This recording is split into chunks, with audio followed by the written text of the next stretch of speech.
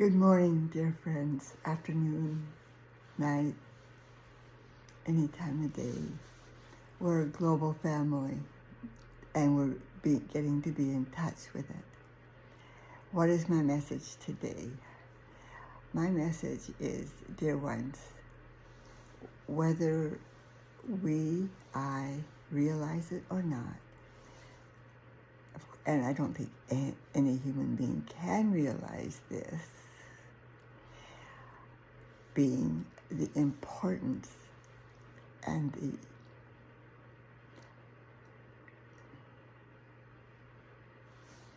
the time that we're living in is historically epochal. It's just so much trouble, upheaval in the earth, in our lives, and the things that we've counted on, the institutions. But dear ones, join me and being, if you like, if you want, if this resonates for you, join me in being thankful that change is in the offing. We all are crying for change. We all, well, maybe not. I think we're all crying for change, yes. But the maybe not is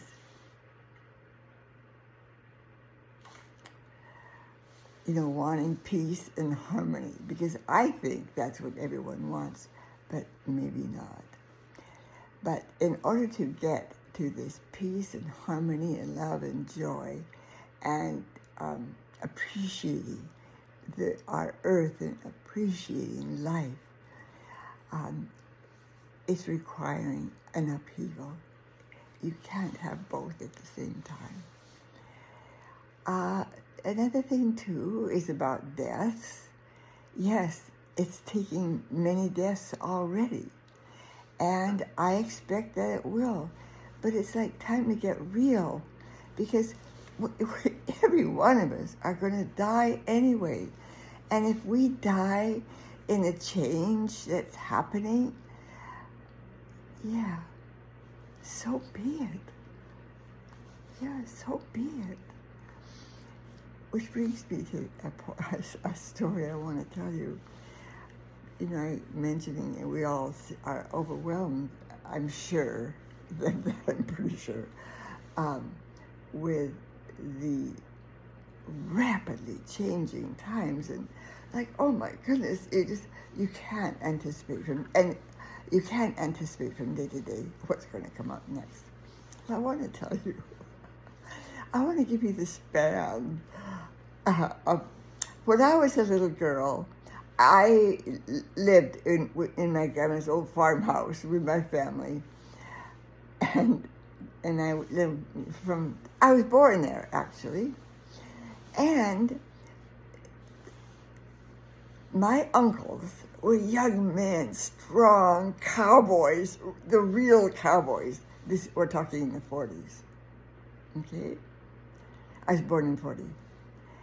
And they'd come in the mornings, and they would come in smelling like horse, and it's a wonderful smell. This smell of horse sweating, and they'd have their cowboy boots on and their sweaty cowboy hats. They'd be coming in for breakfast, because my grandma would be fixing a big, biscuits and gravy, ham and eggs, huge breakfast. And guess what?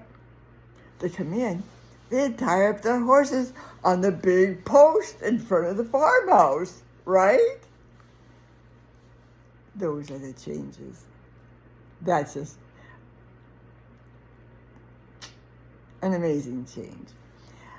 Now, I tell you one that's even, it can't be compared. But in 60, I was at the University of Oregon after I graduated from high school. And in those days, nothing was, sex, that was a word that never crossed their lips. Nor vagina, nor penis. We can talk about our ears, our nose, but not our genitals. Completely taboo.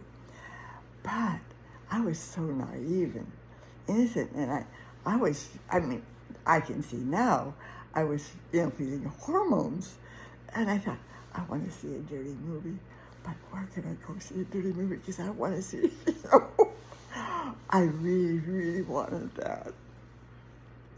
So guess what? When I got to University of Oregon, and in the dorm, it just took me so much courage. I went to the University of Oregon library, and I finally worked up the courage to, address a librarian and say, where's your section on sex? And she would just like, what? I mean, her reaction, but the point is, and the first time it didn't work, I had to go, where I went, 4 or 5 times, and the reaction was the same with all the librarians, like, until finally one, she responded that way, but she said, well, I don't know. So she took me up to the stacks, elevator after elevator, and then there'd be these big card catalogs. Do you know what, dear ones? There wasn't one book on sex in the University of Oregon library that any librarian could find for me. Just think of that. It's pretty it's shocking. And then when she couldn't, and it was exhaustive, it's quite exhaustive. I come back and no, she couldn't find my book. So then I said, what about periodicals? Not there either. Dear friends, and look where we are today, just in my lifetime. So, and the main thing is that obviously, the speed of the change every day is just shocking. So, change. And that's what life is about. We are changing. All this trouble in the world is making us stop and change and rethink. Either that or just get drunker and drunker in our victimhood and, in TV and whatever our pet addiction is. And that's not bad. That's not bad at all. It's a way to survive. When I came on here, what I really wanted to say, I haven't even touched.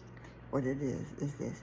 No matter where you are, dear ones, and no matter what trouble it is, just buckle up, because we are in a time to buckle up, and you'll be okay. Everyone will be, how do I say, they will be dealt with by the universe in the most loving, compassionate, and understanding way. So, dear ones, if I can bring any comfort, of any hope, that you're going to be okay, that's what is the burning passion in my heart. The troubles you've had, the hard experiences you've had, have brought you where you are today, in an absolutely perfect place to learn more. And all these changes is raising humanity's frequency up, up, up. So, dear ones, I hope, if you've hung in this long, I hope that you have a thread of confidence that you're really going to be okay. So just be prepared for change. And so thanks for listening. See you next time.